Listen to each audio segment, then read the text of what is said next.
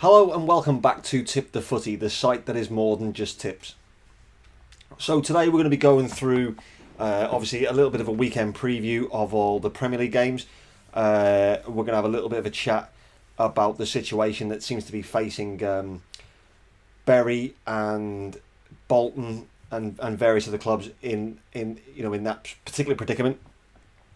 Also, we're going to have a little discussion about what we think. I think it's, without any bias, it's safe to say that Arsenal-Liverpool is the game of the weekend. So we'll have a little bit of an in-depth look into that. And a quick chat about Aston Villa Everton, obviously with that being tonight's game. Before we start, before we go into the video, I would like anyone who sees this to do us all a bit of a favour actually, and go over to Twitter. A young Liverpool fan has lost her father today, and obviously, words don't really do that kind of thing justice. It must be absolutely horrendous for her. If you could maybe just go over to Twitter, give her a bit of support, particularly obviously Liverpool fans, but fans of all clubs who can appreciate that must be a difficult thing. Her actual Twitter is it's at Alice. That's ALICE and then SZN. So it's at Alice SZN. And obviously all of our thoughts and prayers go to her and her family at this time. Must be a terrible situation for her. So I just wanted to say very early on that we're all thinking of her, and I hope that everybody watching this, can go and just put a little message of support up there and show her that she's not alone during this time. So thank you very much for that. So on to Aston Villa Everton. Obviously the blog is up now for the selections that we've gone with for tonight. I think Everton, I think are looking pretty strong. I do think they'll concede tonight, so I do think that it will be a decent game. I think it's going to have some goals in it, and I've gone for Everton to win 2-1. I think there's definitely a definite potential for there to be some goals tonight. And I think it's going to be an interesting game.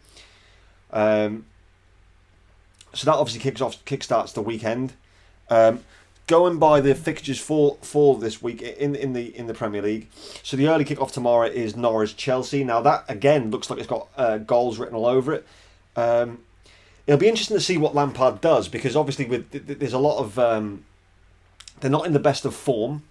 I think it's too early to start being knee-jerk on this, but losing as heavily as they did, although they didn't deserve to, at Old Trafford, and then having a first half performance against Leicester was perfect. The second half was a lot worse, and I think they probably had a half each in that one.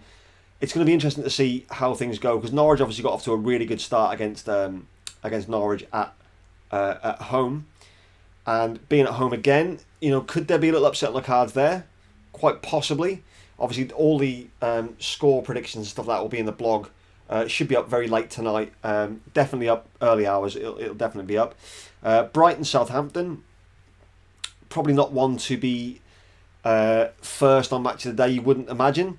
The way Brighton have started though, I wouldn't put it past Brighton beating Southampton there. Man United Palace, I think that's nailed on. What I noticed about Crystal Palace the other day, and I don't like to labour a point, but Crystal Palace looked very disinterested against Sheffield United, and I think that's going to come back and possibly haunt them if they continue that vein. I would expect Manchester United to be quite comfortable in this one. I think Manchester United will obviously beat them.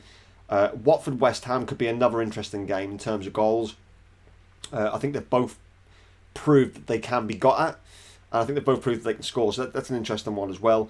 But then obviously onto the game of the weekend, obviously again without mass bias, I think that the Arsenal coming to Anfield will be a tremendous game. I think not having Alisson makes a massive difference to Liverpool's defensive solidity. I think Alisson's a lot quicker with the ball. He's a lot more composed on the ball. Now, Adrian's a decent keeper. I think he's, reasonably great in terms of shot stopping, things like that. Ball at his feet, I'm not overly convinced with that yet. And obviously the mistake at the weekend will lead into that slightly. So can Arsenal score? I would say absolutely. There was actually a debate earlier on today about who the best front three is out of Liverpool and Arsenal's. For me, it's still absolutely Liverpool's. Arsenal's got a lot of potential. I don't dislike Arsenal anyway. I think they've got they've got the makings of a really good side. It could be a lot more, a lot closer than a lot of people think. I'm still going to go with the Liverpool win though. I think Liverpool will have enough to see the job out. Because also, as much as we say about our frailty now without Alisson, they've got theirs in their defence. Their defence isn't very strong. They are great going forward, but at the back, I still fancy Liverpool to come out on top based on the fact that it's one of them games where he'll score the most goals, because it could be a 3-2, a 4-3, anything like that. It does put a bit of fear into me personally, having Arsenal coming at us with Adrian in goal. However, if we defend well, then I can only see one outcome, and that'll be a Liverpool victory.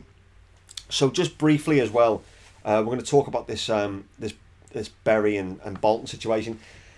I've seen a lot of lower league fans and fans in general criticising the likes of Manchester City and Manchester United and things like that regarding this, and I think that's unfair. To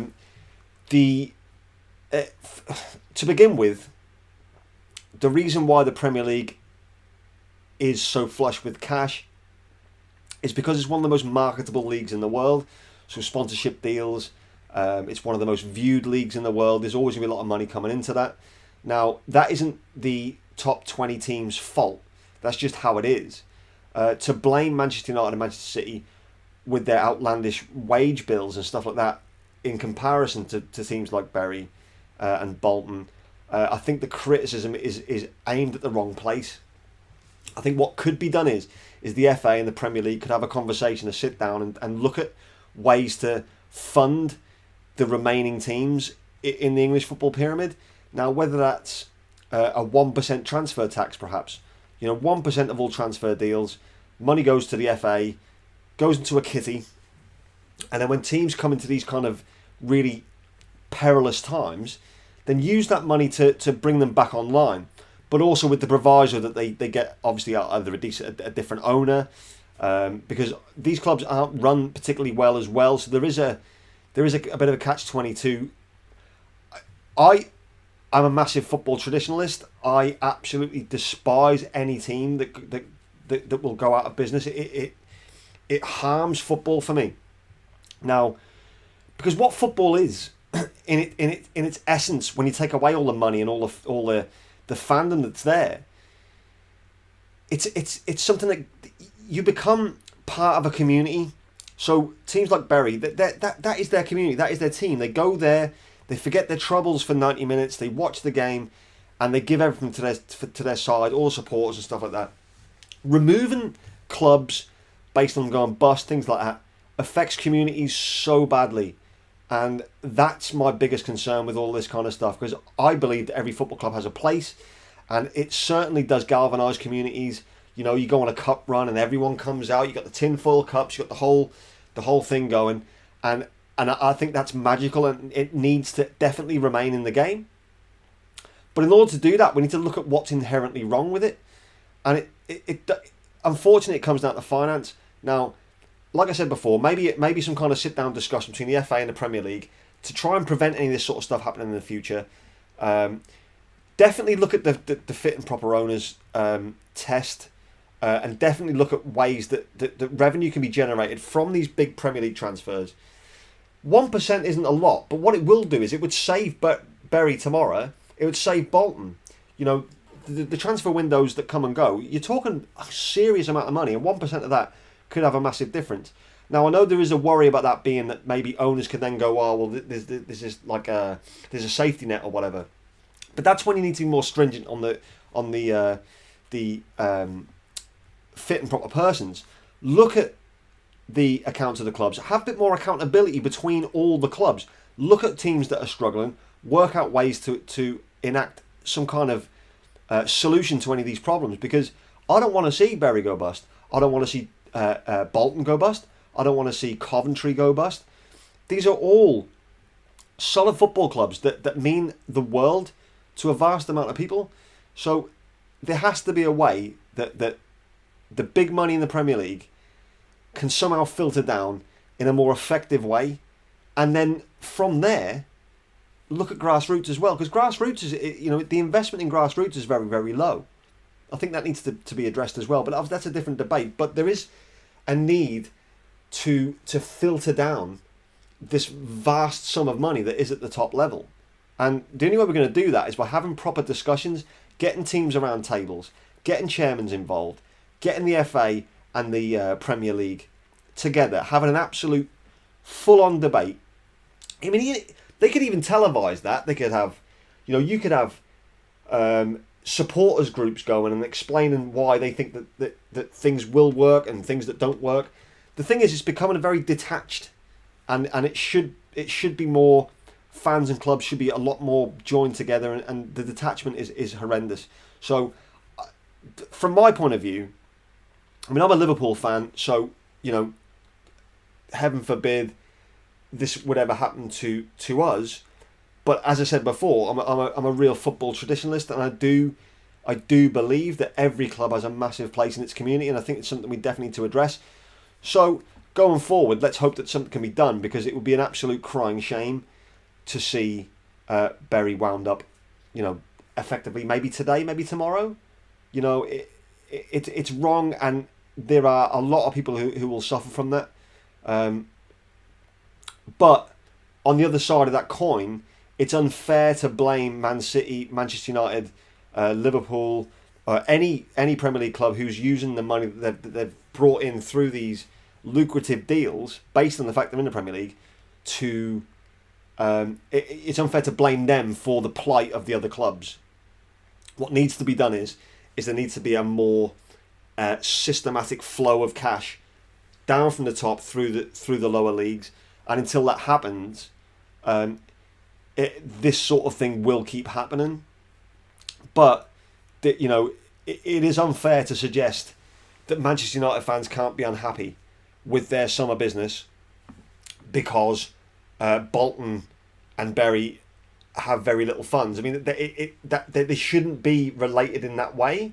You can't criticise someone for having an opinion of their own club because there are other clubs worse off. Because in life, some people are better off than others.